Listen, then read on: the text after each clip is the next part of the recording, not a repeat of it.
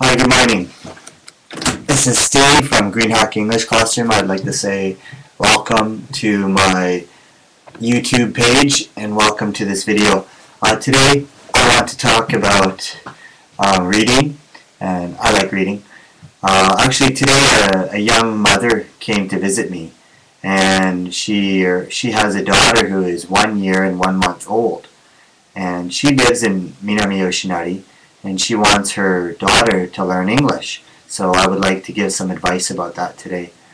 First of all, I think it's great to teach our children many things when they're at such a young age, because a child's learning curve is so steep and so fast when they're at that age that they have a ability to learn so many different things in a very, very short period of time. So for me personally, I like to read books to my daughter, and I started when she was 1 month old. Actually, as soon as she could focus on colors and things, I used to read books to her, and she would look at the pictures. I mean, I've heard of people reading to their children when they're still in the mother's womb. Before they're even born, they're already reading to their children. And I think that's great, and I think, that's a very easy way to begin your child's education. I read to my daughter in French, maybe once a week. I try to read in Japanese. I'm not really good at Japanese, but I read in English. I've read in Dutch. It doesn't really matter if a child loves the book, and they'll listen to your voice and follow the pictures. Okay, I'm going to pause the tape if I can figure out how, and then I'll continue this because I want to bring a book. Anyways, I don't know how to pause the tape.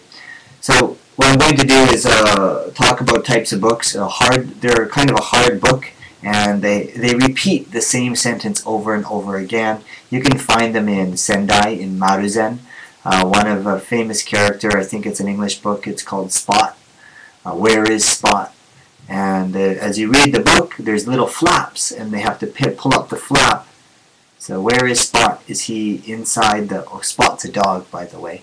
Is he under the bed? And there's a flap, and they lift the flap to see if Spot's under the bed. And it has one word. It says, no. And then next page. Is he inside the clock?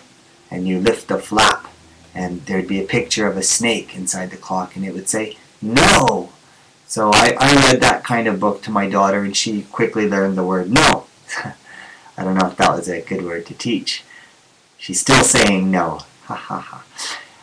And that's all it takes. Find a book your child likes and just keep reading it over and over and over again. Like, we read it 3, 4, 5 times a day, and she loved it.